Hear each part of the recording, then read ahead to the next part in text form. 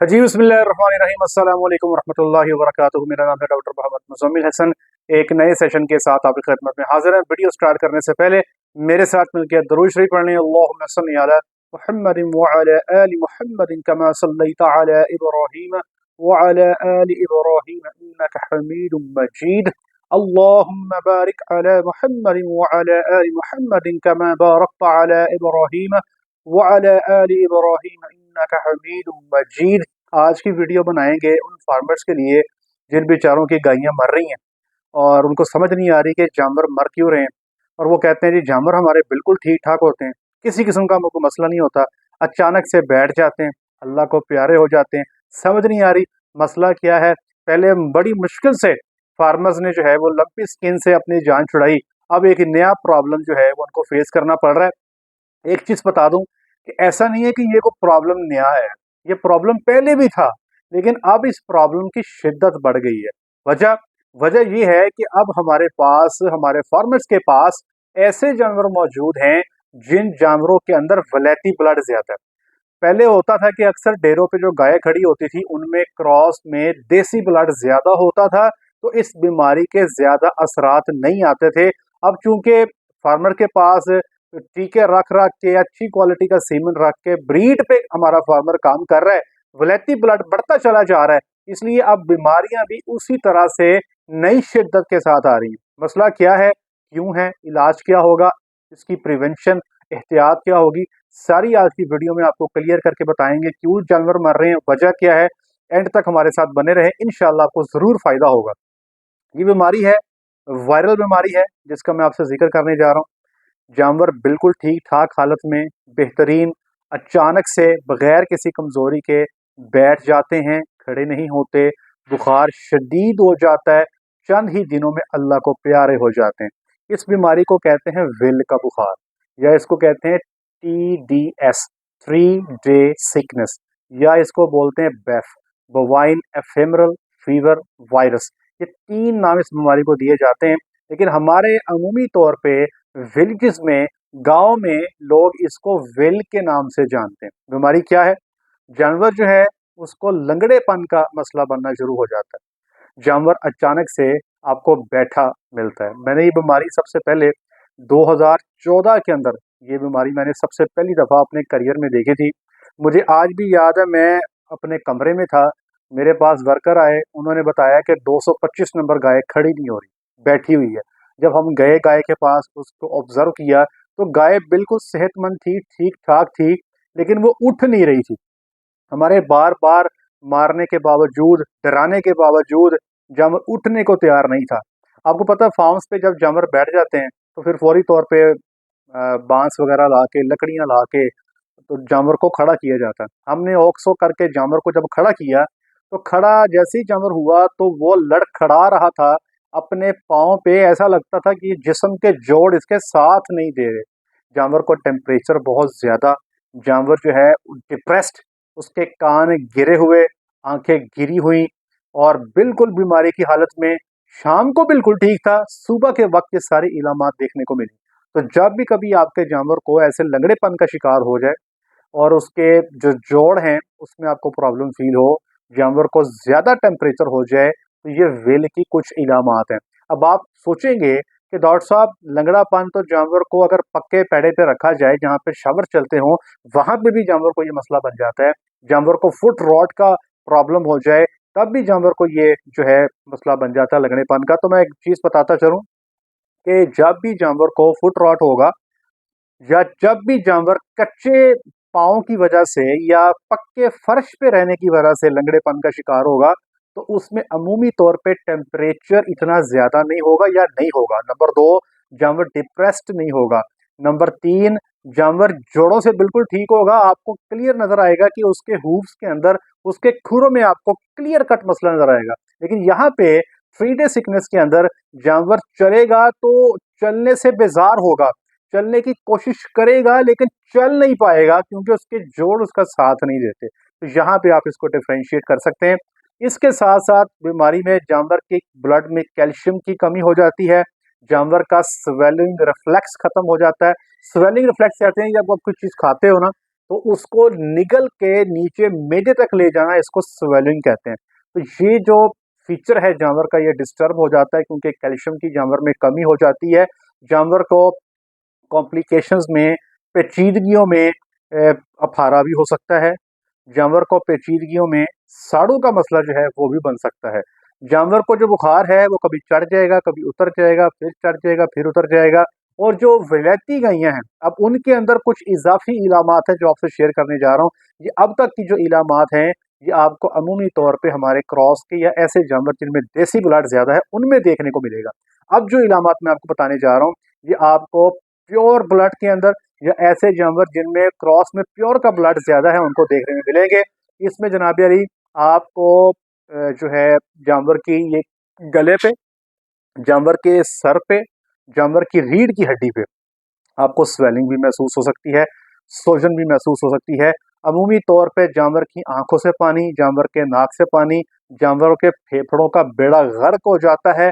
इसीलिए जब ट्रीटमेंट हम करवाएंगे आपको बताएंगे कि अगर वलैती गाय को ये मसला बन गया है तो आपने इसका इलाज या इसका ट्रीटमेंट जो है आपने कैसे करना है। तो ये मैंने इलामत बता दी आपको। अगर आपके जानवर को ऐसा कोई मसला है तो आप इसकी फौरी तौर पे विल के लिए जो है आपने इसका इलाज करना है। विल की वैक्सीन आपके तमाम बड़े फॉर्म्स पे की जाती है। मेरे पास जितने सेटअप्स हैं अल्हम्दुलिल्लाह हमने अपने हर सेटअप पे जो है विल की वैक्सीन की हुई है। हमारे पास ये केसेस अभी नहीं हैं, अल्लाह का बड़ा फजल है। हम अमूमी तौर पे मई के महीने में जानवरों को हर साल विल की वैक्सीन लगा देते हैं, अल्हम्दुलिल्लाह बचे रहते हैं। लेकिन अब चूंकि ये वैक्सीन हर फार्मर के पास अवेलेबल नहीं है, अप्रोच में नहीं है, तो उनके पास ये मसाइल आ रहे हैं। तो अब बीमारी आ चुकी है तो इसके साथ लड़ना कैसे है, इसका इलाज कैसे करना है, सुन लें। अगर आपके फार्म पे ये बीमारी आ गई है तो फौरी तौर पे जानवरों का दूध रिकॉर्ड करना शुरू कर दें। वजह, जब भी बीमारी आपके फार्म पे आएगी तो ऐसे नहीं होगा कि बिल्कुल सेहतमंद जानवर ठकाठक बैठना शुरू कर देंगे। जानवर पहले एक आध दिन कमजोरी में आता है, एक आध दिन फिवरिश हो जाता है, फिर वो जाके बैठता है। अब इसका पता कैसे लगेगा आपको? आपको दूध की पैदावार से अंदाजा हो जाएगा। अगर आपके फार्म पे एक आधा केस वेल का डॉक्यूमेंट हुआ है तो मैं आपको रिकमेंड करूंगा कि आप दूध की पैदावार को रिकॉर्ड करें। वो जानवर जो 30, 40 या 50% अपने दूध में कमी कर रहा है, तो जो वेल की ट्रीटमेंट है आपने वो स्टार्ट कर देनी है। इंशाल्लाह आपके जानवर के बैठने की नौबत नहीं आएगी और वो सेफ रहेगा, मेडिसिन की कॉस्ट भी बचेगी। अब आपने इलाज करना कैसे? जानवर आपका बैठ गया, पैरालाइज सा हो गया, खड़ा नहीं हो पा रहा, तो जनाब सबसे पहले जानवर का टेम्परेचर उतारना है। टेम्परेचर इसमें 105, 106, 107 तक जाता है। और मैं आपको एक चीज बताता हूँ कि हल्के फुल्के एंटीपायरेटिक या हल्के फुल्के बुखार उतारने के टीके इसमें जल्दी काम नहीं करते। आप फ्लोनिक्सन मैग्लोबिन का इस्तेमाल कर सकते हैं बुखार उतारने के लिए, आप डिक्लोफेनिक सोडियम का इस्तेमाल कर सकते हैं। अच्छा एक चीज बता दूं, हमारे कई सारे डॉक्टर भाई फ्लोनिक्सन मैग्लोबिन या लॉक्सन का टीका वो गबनों में इस्तेमाल करते हुए डरते हैं। ये सेफ है। आप लॉक्सन का टीका गबनों में इस्तेमाल कर सकते हैं, घोड़ियों में इस्तेमाल की मुमानियत है, ये जरा ज़हन में रखिएगा। गाय भैंस में ये टीका आप इस्तेमाल कर सकते हैं, कोई मुमानियत की बात नहीं है, हम बेतहाशा इस्तेमाल करते हैं। अगर फिर भी आप समझते हैं कि नहीं भाई आपने इस्तेमाल नहीं करना, तो आप फिनाइल ब्यूटाजोन का इस्तेमाल करें। और ये सुबह शाम आपको करना पड़ेगा। जानवर का टेम्परेचर आपने उतारना, फौरी तौर पे टेम्परेचर उतरेगा, जानवर थोड़ा बहाल होगा, फिर ही वो इनटेक की तरफ आएगा। जहाँ पे कीटोप्रूफन का इस्तेमाल मैं रिकमेंड करूंगा। कीटोप्रूफन या कीटोजेक्ट ये पेन रिलीवर है, जानवर के जोड़ों में जो दर्द है उसको रिलीव करता है। इसके साथ एंटी इंफ्लेमेटरी एवल का इंजेक्शन जो है 3 दिन एनिमल को जो है लाजमी लगाएं। और अगर आपका क्रॉस का जानवर हल्का फुल्का क्रॉस का जानवर है तो फिर तो मैं आपको रिकमेंड करूंगा कि सिंपल आप एक आधी एंटीबायोटिक एहतियातन को पेनिसिलिन का या 5 ग्राम का टीका 3 दिन लगा दे, काफी है। 3 दिन में आपका जानवर बिल्कुल बेहतरीन हो जाएगा।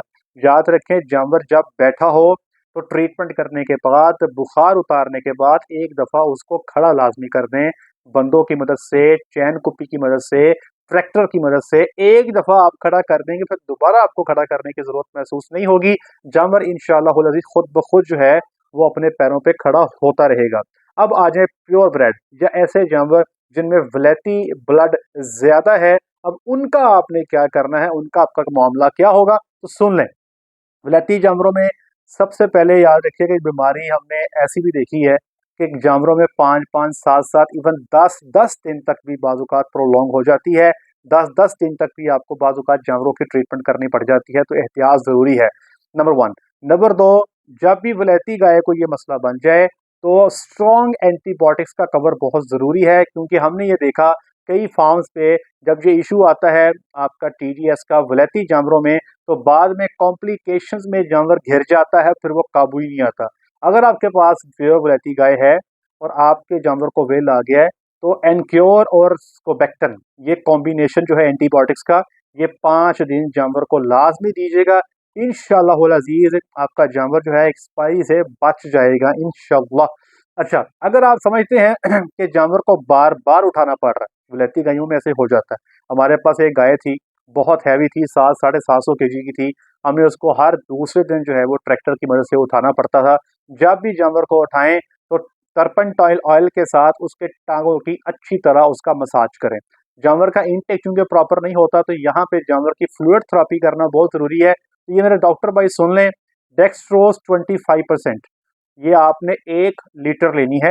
इसके अंदर आपने जो मिल्फन सी है 450 ml, एल्फॉस 40 300 ml, सियानोकॉब 100 ml, एमिवाइकॉम 100 ml, इसको मिक्स करके जानवर को आईवी कर दें। स्लो आईवी करना है और इसको हर अल्टरनेट डे पे, मतलब day 1, day 3, day 5, day 7, day 9, इस पे आपने ये जानवर को ये इन्फ्यूजन जो है ये नब्ज़ में लगाते रहना है, ताकि वो एनर्जी में बहाल रहे। और आप देखेंगे कि after a certain time period आपका जानवर जो है इंशाअल्लाहुल अज़ीज़ बेहतरीन हो जाएगा। एक इसमें एहतियात ये करनी है भैया, अगर जानवर को आप कोई भी चीज़ खिलाना चाहते हो मुँह के रास्ते, तो यार ये रिस्क ना लीजिएगा। अगर आप समझते हो कि खिलाने के बगैर गुज़ारा नहीं है, हमारे आम तौर पे ना गली ये गाँव में एक रिवाज है कि जब भी वेल का मसला बनता है, तो लोग कहते हैं कि मैनू मसूर दी दाल दो, 3 दिन ठीक हो जाएगा। तो वो होता क्या था कि बीमारी 3 दिन बाद क्रॉस के जानवरों में वैसी चले जाती है, तो मसूर की दाल का इसमें कोई इम्पैक्ट नहीं है। अच्छा, अगर आपने कोई एनर्जी की चीज़ आप देना चाहते हो, गुड़ खिलाना चाहते हो या कुछ भी देना चाहते हो मुँह के रास्ते, तो उससे पहले जानवर के मुँह में हाथ रख के चेक करें। अगर जानवर स्वेलो कर रहा है, आपके हाथ को लिक कर रहा है, तो फिर ही ड्रेंचिंग गन की मदद से कोई चीज़ खिलाइएगा। अदरवाइज कैल्शियम की कमी की वजह से स्वेलिंग रिफ्लेक्स पुअर हो जाता है। अमूमी तौर पे मुंह के रास्ते जो चीज़ आप देते हैं उसमें आपका एस्पिरेशन नमूनिया का चांस बढ़ जाता है, मतलब जानवर को जो चीज़ आप दे रहे हो उसके फेफड़ों में जाने का अंदेशा जो है वो बढ़ जाता है। अगर आपके जानवर को स्वेलिंग आ गई है, वो उसके गले पे आ गई है, सर पे आ गई है या रीढ़ की हड्डी पे आ गई है, तो यहाँ पे मैनिटोल 100 ml ये आप आईवी ज़रूर करें। इससे इंशाअल्लाहुल अज़ीज़ आपके जानवर का जो रिस्पॉन्स है वो आपको बेहतर मिलेगा। अच्छा, अब सवाल ये है कि इस बीमारी के नतीजे में होता क्या है, बीमारी कवर होगी क्या, दोबारा जानवर दूध पे आ जाते हैं, सवाल क्या है। अब आपको आप अपना एक्सपीरियंस बता देते हैं। अगर इस बीमारी के अंदर जानवर 2 तरह के कैटेगरीज कर लें, एक वो जानवर है जो फ्रेश है और एक वो जानवर है जिनको बच्चा दिए हुए 8, 10, 12 महीने हो गए। हमने ये देखा है वो जानवर जिनको बच्चा दिए 8, 10 या 12 महीने हो जाएं, वो अमूमी तौर पे इस बीमारी के बाद दोबारा दूध पे जल्दी नहीं आते। लेकिन वो जानवर जो फ्रेश हैं, जिनको बच्चा दिए चंद हफ्ते ही हुए हैं या चंद महीने हुए हैं, 1-2 महीने हुए हैं, तो वो अमूमी तौर पे बीमारी से रिकवरी के बाद दूध पे आ जाते हैं। लेकिन 20 से 30% दूध जो है फिर भी जानवर का कम ही रहता है, जो फिर आपको बर्दाश्त करना पड़ता है, बेयर करना पड़ता है। जानवर को इसमें वेल की बीमारी में अबॉर्शन नहीं होती अगर आप टेम्परेचर कंट्रोल करते रहें। लेकिन अगर आप नेग्लिजेंस का शिकार हैं, जानवर टेम्परेचर में है, शदीद परेशान है और आप उसकी ट्रीटमेंट टाइम पे नहीं करते, तो यहाँ पे स्ट्रेस के अंदर हाई टेम्परेचर पे तकलीफ पे जानवर में अबॉर्शन का मसला भी आपको बन सकता है। याद रखिएगा, जब ये बीमारी फार्म पे आ जाए तो इसके अंदर जितनी आप अपनी मैनेजमेंट को बेहतर करेंगे, उतना ही इंशाअल्लाहुल अज़ीज़ आपको जानवरों में रिस्पॉन्स मिलेगा। ये जो वीडियो है ये आगे फार्मर्स तक पहुँचाएँ, ताकि हमारे फार्मर्स को अंदाज़ा हो सके कैसे इस बीमारी से लड़ना है। ये बनाने का मकसद भी यही है। आज हमारे एक फार्मर थे साहिवाल या ओकाड़ा वाली साइड पे, वो बता रहे हैं कि उनके गाँव में कई सारे जानवर जो हैं वो इस बीमारी से एक्सपायर हो रहे हैं और उनका कहना ये था कि हमारे जानवर जो हैं सेहतमंद जानवर बैठ रहे हैं, वो कमज़ोरी कोई नहीं, बिल्कुल सेहतमंद जानवर बैठ जाता है, कुछ दिन के बाद जो है वो एक्सपायर हो जाता है। तो इस बीमारी को आपने ऐसे टैकल करना है जो तरीक़ेकार हमने आपको बताया है। इंशाअल्लाहुल अज़ीज़ आपका जानवर जो है वो बेहतरी का शिकार हो जाएगा, बेहतर हो जाएगा और इंशाअल्लाहुल अज़ीज़ अगले सूए में आपको बेहतरीन दूध देगा। उम्मीद करता हूँ आज की वीडियो आपके लिए यूज़फुल होगी। अपना ख्याल रखें, दुआओं में याद रखें, 5 वक्त की नमाज बाद जमात अदा करें। अस्सलामु अलैकुम रहमतुल्लाहि व बरकातुहू।